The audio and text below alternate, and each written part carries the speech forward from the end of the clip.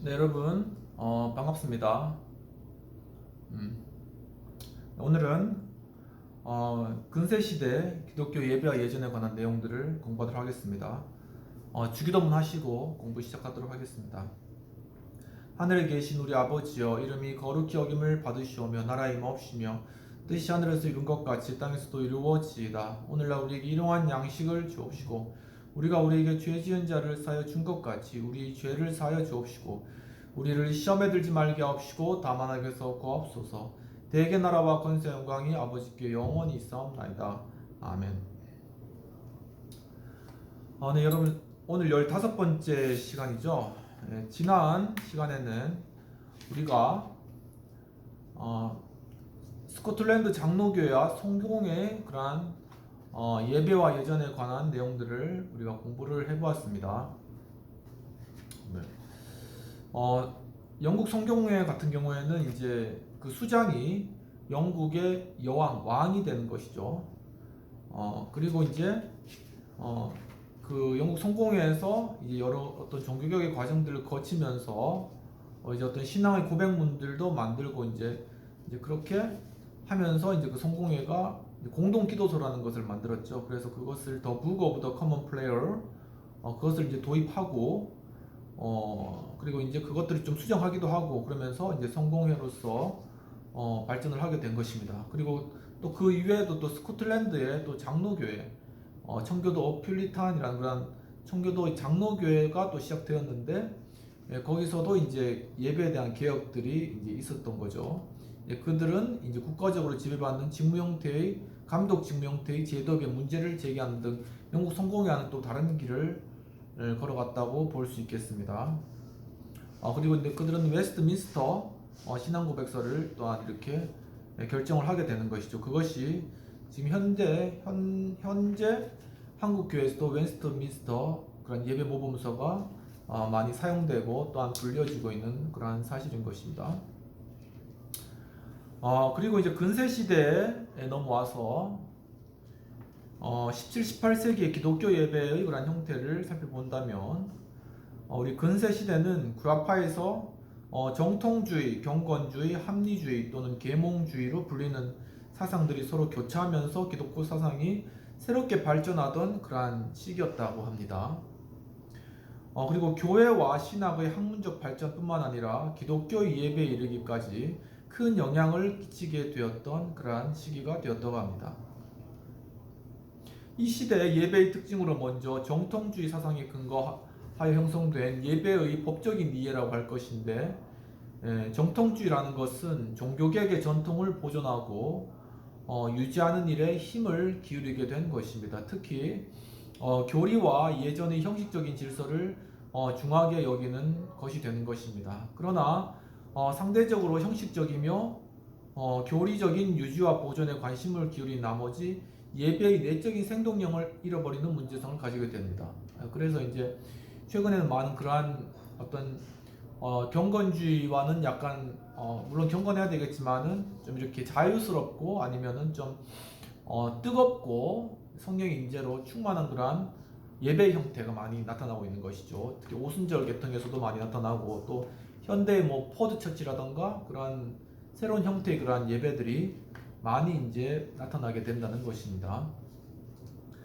그러나 이러한 경향에 비하여 새롭게 일어난 경건주의는 교회의 정통주의적인 낡은 모습을 피하고 기독교 예배의 부흥을 위하여 새롭게 노력하는 매우 발전적인 입장을 취하게 되었습니다. 과거에 엄숙했던 것이 이제는 경건하게 개혁되어서 그 내용과 실질을 주님 앞에 중심을 드리도록 그렇게 개혁되었던 것이죠. 즉 예배의 중심에 다시금 설교의 중요성이 앞서게 되고 새로운 설교의 부흥 시대를 탄생시키게 됩니다. 그래서 유명한 그러한 부흥사들도 많이 나오고 설교자들도 많이 나오게 되는 것이죠. 그 결과 경건주의는 확실한 예전의 순서에 의존된 예배의 의식적인 면보다는 오히려 더 자유로운 예배 형식을 추구하였던 것입니다. 그런 후에 다시 합리주의는 정통주의나 경건주의와는 달리 예배의 의미를 설교에 한정하여 가르침의 수단으로만 이해하는 경향을 가지게 되었습니다. 너무 이렇게 또한 이제 어떤 예식을 벗어나서 가르침만, 그러니까 설교를 중심으로 해서 설교를 가르쳐서 이제 교육시키는 것만 집중하는 그러한 경향으로 또 많이 치우쳤다라는 것에 대해서 이야기를 하는 것입니다. 그리고 예배는 말씀의 가르침을 듣기 위한 것이 그 중심적 행위로 인식하게 되는 것입니다. 이러한 합리주의 예배 이해는 예전의 본 의미를 가르침에만 한정하여 예배의 더 중요한 의미를 상실하게 되었습니다. 그리고 예전의 형식조차도 축소하거나 간과시키는 결과를 가져오게 되는 것입니다. 한마디로 이 기간에 개신교 예배는 예전의 타락을 초월하게 된 기간이었던 것으로 봅니다.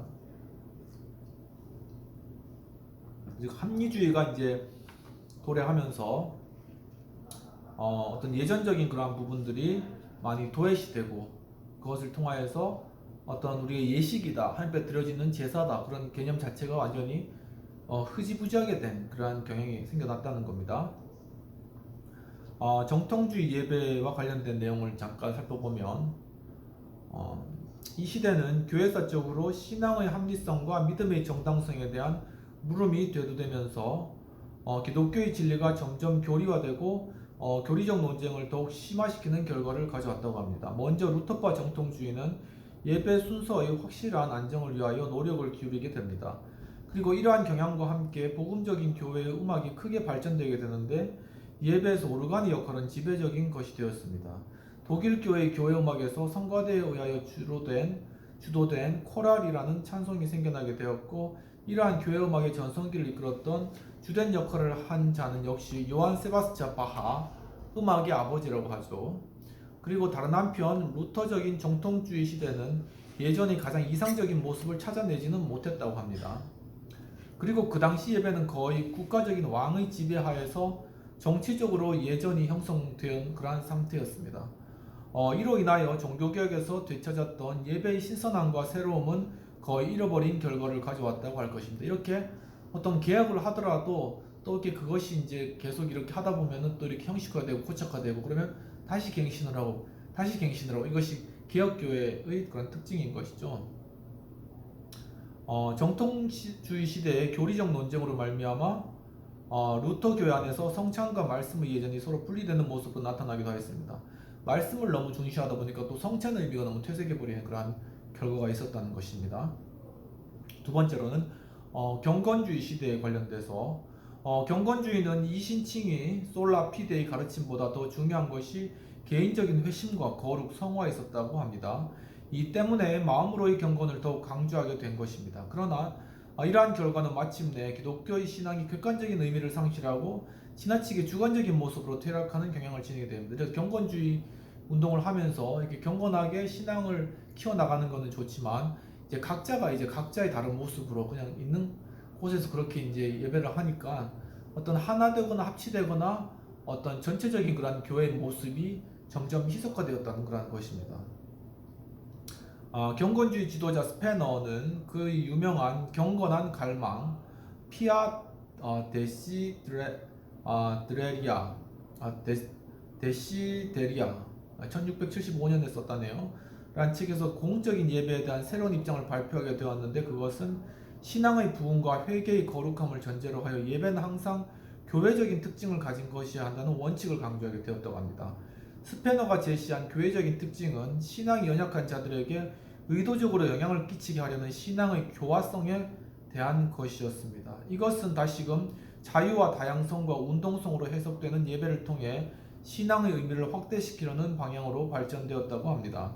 이러한 스페너의 경건주의적인 원칙은 그동안 교회가 작성하여 사용했던 공예배의 기도문과 예전서에 의하여 진행하던 예배를 거절하고 자유적인 언어적 표현의 기도로 전환하게 하였습니다. 그러니까 어떤 뭘 쏘거나 해가지고 규칙적으로 읽거나 아니면은 어떤 순서에 따라서 예배를 드리는 그런 형식부터 벗어나서 이제 기도도 그냥 마음에 드는 대로 그냥 하고 어떤 순서나 이런 것도 자유롭게 그냥 해서 일단 내용과 경건한 그러한 능력이 중요하다는 것을 이제 포커스에 맞춰가지고 그러한 경건주의 그런 예배를 드렸다는 것이죠.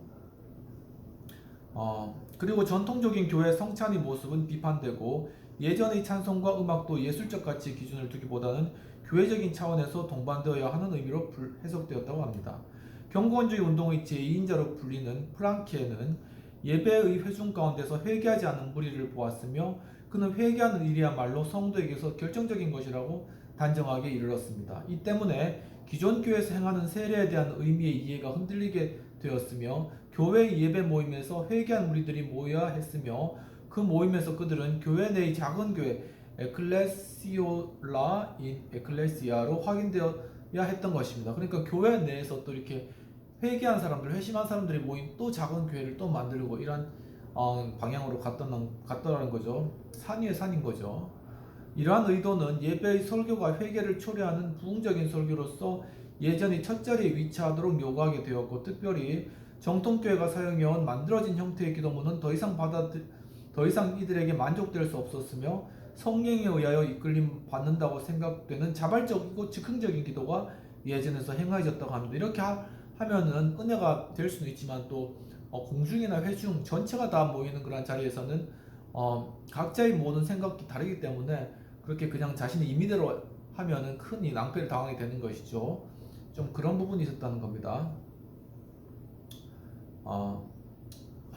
그리고 원래 프랑케는 어거스틴의 입장이라고 할 수 있는 종교의 보존은 외형적인 형식 없이는 불가능하다는 원칙을 전제로 하여 기존 교회의 예전을 존중하였고, 목사들이 합당하고 진정한 예배를 위하여 그 자신이 예전의 모범서를 만들기도 했다고 합니다.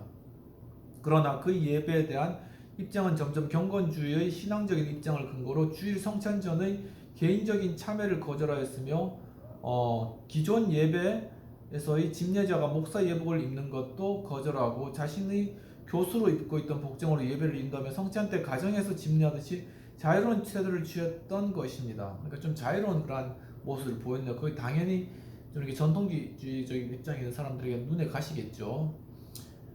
경건주의의 특징과 공로는 전통주의 교회가 예전을 완고한 법적인 이해에 머물러 있었던 모습을 깨뜨리고 살아있는 믿음에 의한 예배로 만들어준 점이라고 하겠습니다. 그러나 경건주의는 신자 개개인의 믿음을 세상으로부터 빼앗기지 않으려고 노력하였으며 세상 끝날까지 잘 보존되어야 할 것으로 오해하였습니다.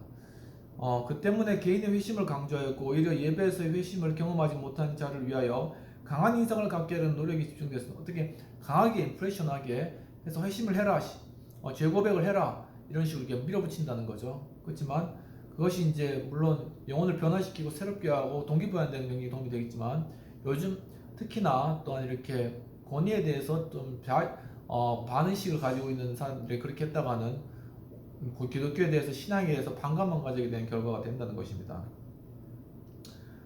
결과주의적으로 경건주의는 개인의 개체적인 신앙의 경건을 강조하므로 상대적으로 예전에서 획득된 우리라는 예배의 공동체성의 의미를 상실한 예배로 만들어버렸다는 결과를 가져왔다고 합니다. 그 형식이 많이 중요하다는 그런 의미네요. 그리고 계몽주의와 합리주의를 한번 살펴보면, 계몽주의는 인간의 이성과 신앙을 하나의 평면으로 만들었습니다. 이에 따라 기독교의 진리는 이성의 진리로 표현되고 이성 중심이죠. 그리고 계몽주의적인 낙관론이 출발되었다고 하겠습니다. 그리고 이러한 이성 중심의 인신론이 대두되면서 기독교 신앙을 합리적인 방식으로만 인식하려고 하였던 경향이 있었다고 합니다. 이러한 경향은 마침내 이성이 모든 것을 판단하는 기준이 되는 문제성을 가지게 되었다고 합니다. 역시 계몽주의적이며 합리주의적인 인식의 결과는 예배를 더욱 잘못 이해하는 방향으로 나아가게 만들었는데, 그 당시 계몽주의적인 영향으로 만들어진 예전에 대한 새로운 언어들에서 그 시대상을 쉽게 이해할 수 있다고 합니다. 즉, 목사를 교사로 부르며 설교를 강의나 강연으로 이해하였고, 교회의 회중과 청중을 구분하지 않았으며 교회와 강연장을 구분하지 않은 상태에 이르게 되었습니다. 굉장히 개혁적이네요. 요즘 그러한 분위기가 많이 있습니다. 그래서 어떤 무대 공연과 어떤 예배를 거의 같은 개념으로 본다거나 하는 것이죠. 그리고 목회자의 그런 직위 자체도 굉장히 좀 이렇게 그냥 평범하게 그냥 그렇게 여겨진다는 거죠. 그것이 이제 좋은지 나쁜지는 잘 모르겠지만, 어떤 교회가 물론 이제 자유롭게 행해질 필요도 있지만은 어떤 주님 주신 권위를 벗어나서 그냥 자유로만 추구한다면은 어떤 전체적인 교회나 주님의 교회의 그런 질서라는 그런 측면에 있어서는 아무래도 좀 문제가 있을 수 있다라는 그런 생각이 드는 것입니다. 계몽주의 시대의 예배는 또한 교육적인 관점에서 더 강하게 인식되었고 설교가 예배의 중심을 이루는 시대가 되었다고 합니다. 이 때문에 예배의 모든 순서는 설교에 종속되었고 기도의 선택, 찬송, 성경 낭독과 성가대의 찬송 등은 그날의 설교 본문과 이제 일치하게 되어서 그렇게 진행이 되었다고 하는 것입니다. 그리고 이제 독일 개신교회의 예배와 현재로 한번 돌아보도록 하겠습니다. 굉장히 많은 그러한 시간을 거쳐 현대 예배까지 우리가 도래하게 되었네요.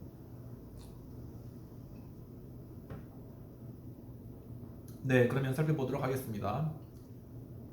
19세기 이후에 서구 개신교 프로테스탄트는 교회 갱신을 위한 과제와 함께 예배에 대한 전 세기 동안의 혼동을 종식하고 다시금 종교개혁 시대의 예배 모범에서 연결점을 찾으려는 운동이 일어난 시기였다고 합니다. 이 기간에 독일 프로이센 왕국의 국왕인 프리드리히 3세는 이러한 일에 주된 역할을 하게 되었고 원래 프리드리히의 주된 관심은 루터의 정신으로 되돌아가는 것이었다고 합니다. 그는 먼저 루터파와 칼빈파 교회 사이의 논쟁과 분리를 종식시키고 서로 연합하도록 힘썼습니다. 이러한 프리드리히의 명에 따라 이루어진 교회가 소위 독일의 연합교회라고 합니다. 역사는 아이러니하게도 왕의 명령에 의하여 통일을 이룬 교회는 그 왕이 죽고 난 후에 다시 분리되는 불행을 가져왔다고 합니다. 현재는 연합교회와 함께 독일 교회는 크게 세 그룹으로 나누어져 있다고 합니다. 교회를 통합하는 역사적인 일을 단행한 프리드리히 왕은 그의 왕실에서의 예배를 위해 예배 모범서를 만들었으며 예전의 개혁에도 영향을 끼치게 되었다고 합니다. 이 당시 프리드리히를 도운 신학자는 역시 슐라이어마허, 유명한 신학자이죠. 그의 신학적 통찰은 정통주의와 경건주의 그리고 계몽주의적인 사상들이 교차로 인하여 오직 교육적인 관점과 선교적인 맥락에서만 이해하는 기독교의 예배를 거절하고 그리스도를 통한 구원과 하나님의 은혜에 대한 감사로서의 예배가 이루어지도록 힘썼다고 합니다. 다시금 뭔가 종교개혁 정신으로 돌아가는 느낌이네요. 그리고 기독교의 예배는 회중과 교회를 통한 삶의 표현으로서 그리고 종교적인 신앙의 행위로서 예배를 제시하였던 것입니다. 이렇게 어떤 교회 형식과 또한 교회 어떤 그리스도를 중심으로 한 그런 내용들이 회복되어야지 사람들이 예배에 관하여서 어떤 의무감과 당위성을 가지고 온다는 것이죠. 그냥 당연한 공연이라던가 아니면 그냥 연극 정도로 예배를 생각한다면은 와도 되고 안 와도 되고 그냥 선택, 소비자의 그런 입장에서 예배를 바라보게 된다는 상당히 잘못된 그런 입장을 가질 수 있다는 것을 경계로 받을 수 있을 것입니다. 슐라이어마허는 실제로 계몽주의 상속자이면서 동시에 계몽주의를 극복한 자로 평가된다고 합니다. 물론 그의 신학은 정통적인 입장을 벗어나 새로운 신학, 소위 자유주의 신학의 창시자로 평가되게 됩니다. 그래서 이제 슐라이어마허에 대해서 나쁘게 이야기하시는 분들도 굉장히 많이 있습니다. 그런데 이제 그의 사상과 그의 철학 자체는 복음적이었다라는 것에 대해서 또 이야기하시는 분들도 많이 있는 것이죠. 이 때문에 오늘날 그의 신학에 대한 평가는 많은 문제성이 지적되고 있으며 개혁신학의 보수적 입장과는 거리가 있으며 필자 또한 그의 신학에 경계를 가진다며 정인우 교수님 역시 슐라이어마허에 대해서 좀 경계심을 가진다는 그런 내용입니다. 다만 그의 실천신학의 학문의 중요성을 강조한 것과 예배에 있어서 도움이 되는 그의 착상에 한정하여 잠시 언급하면 슐라이어마허는 예배에 있어서의 경험에 의한 주관적인 발단을 중히 여겼습니다. 그러나 그는 예배의 도구적인 이해는 거절하였다고 합니다. 예배는 목적을 위한 그 어떤 수단이 되어서는 안 된다는 입장을 취한 것입니다. 예배는 교리적인 가르침의 목적을 위한 것도 아니며 이제 그런 부분이 정통주의적인 입장인데 그것도 아니며 도덕적인 영향을 주는 수단도 아니며 이건 계몽적인 입장인데 그것도 아니라고 주장을 하였습니다. 그리고 예배는 역시 학교도 아니며 개선의 집회도 아니며 성교의 집회도 아니라는 것입니다. 그에 의하면 예배는 그리스도 교회의 축제요, 축하 행사라고 본 것입니다. 그러므로 예배 가운데 이루어져야 할 의사소통은 원초적으로 영향을 끼치는 그 어떤 행위가 아니라 묘사하는 행위와 전달하는 묘사여야 한다는 것입니다. 묘사하는 행위 그리고 전달하는 묘사.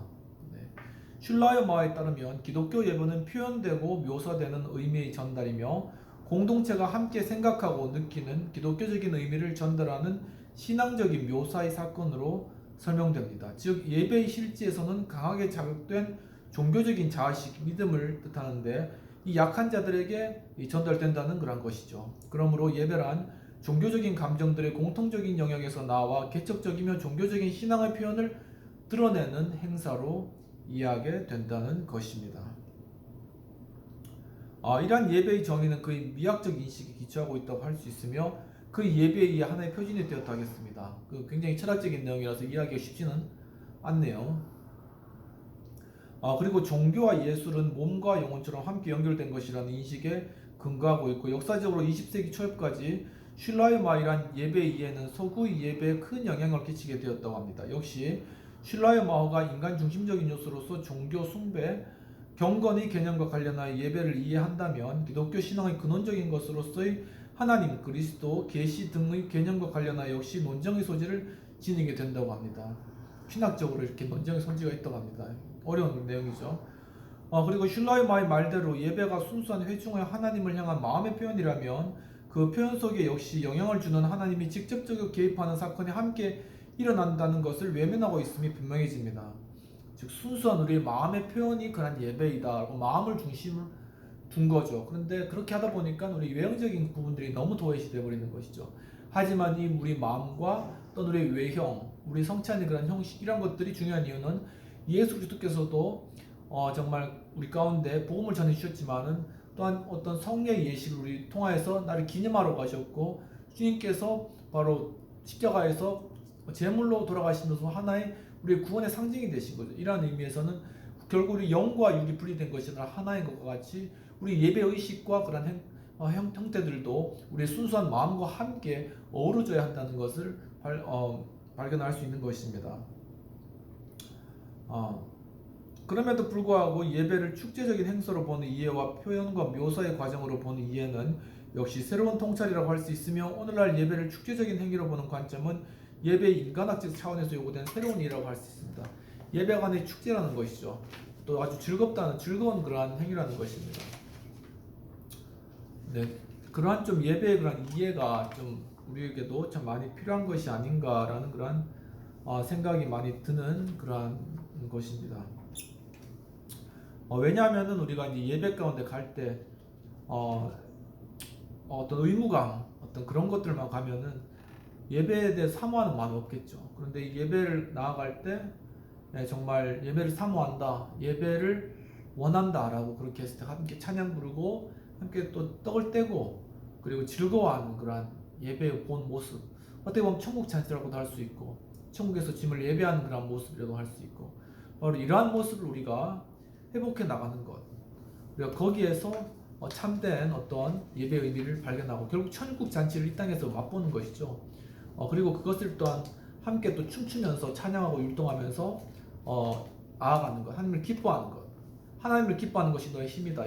다윗이 승리할 수 있었던 것도 하나님을 기뻐함으로 춤추고 또한 이렇게 즐겁게 노래하고 그것이 강했던 그런 인물이었지 않습니까? 이와 같이 찬양이 강하고 또한 하나님 앞에서는 이렇게 쑥스러울 것이 없이 춤추면서 이렇게 함께 나아가고 서스름 없이 바로 이러한 것들이 정말 우리 예배에서 회복되어야 될 그런 부분들이고 이러한 것들을 통하여서 정말 우리가 아이들도 그리고 어른들도 모두가 함께 즐거워하는 그런 예배의 모습으로 바뀌어지는 것이 하나의 그런 개혁적인 그런 교회 예배의 모습이 아닌가 그런 생각을 가져보게 되었습니다. 오늘 이렇게 또한 현대 예배까지 또한 살펴볼 수 있도록 해주신 주님께 감사드리고 다음 주에는 예배의 역사와 미래의 방향에 관하여서 이제 쭉 공부를 하면 어떤 역사적인 측면에서 우리가 다 다루는 것 같아요. 그러면 이제 제 3장으로는 넘어가서 우리가 예배와 예전을 하는데 그러면 신학적으로 그것이 어떤 근거를 가지고 있는가라는 것을 좀 더 심도 깊게 공부를 해보는 그런 시간을 가지도록 하겠습니다. 네, 그러면 오늘은 이렇게 기도하고 마치도록 하겠습니다.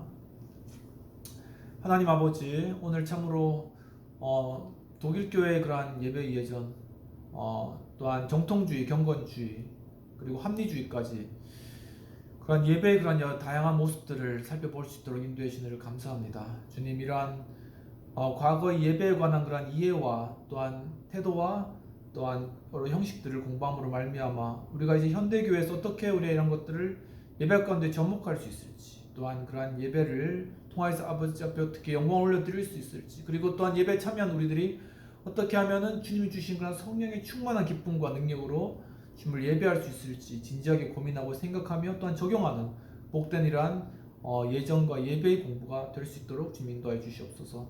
이렇게 함께 또한 예배하며 또한 공부할 수 있는 하우스 카페 공간을 허락해 주신 주님에 감사하고, 주님 또한 이 공간 가운데 지금 하우스 어셈블리 또한 지금 첫 번째 주제 국민연금에 관한 그러한 좋은 결론들을 잘 내릴 수 있도록 주님 지켜주시는 감사하옵나이다. 또한 두 번째 주제로 잘 넘어가서 또한 이 하우스 공간이 하우스 어셈블리라는 것을 통하여서 정말 함께 공론화하고 함께 이야기하며 정말 이 땅 가운데 우리 정말 다양한 사회적 이슈들을 서로 다루고 나눔으로 말미암아 정말 그리스도의 선한 영향력이 사회 가운데 미쳐지는 그러한 귀한 계기가 될 수 있도록 도와주옵소서. 또한 이 하우스 카페라는 공간을 통하여서 하나님 축복하셔서 많은 사람이 찾으며 그 가운데 또한 즐거워하는 기뻐하는 그러한 또한 함께 또한 떡을 떼면서 교제하는 좋은 공간 될 수 있도록 주님 도와주시고 축복하여 주옵소서. 감사드리옵고 모든 말씀 우리 주 예수님 이름으로 기도합나이다. 아멘. 네, 여러분 또한 장시간 시청해주셔서 감사드리고 한 주간 또 예전 가운데 정말 예배 가운데 승리하시고 그 가운데 기쁨을 누리고 주님 만나시고 우리 문제도 해결받고 또 새 힘을 얻는 저 여러분 되시기를 주님으로 축원합니다. 감사합니다.